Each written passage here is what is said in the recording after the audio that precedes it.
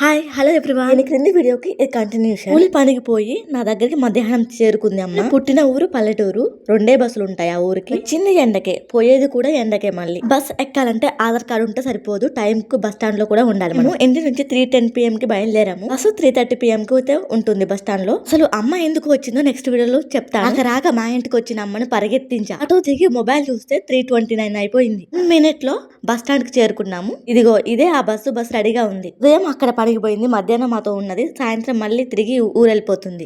ఇంత హడావుడిగా ఎందుకు వెళ్తుందో చెప్పనా?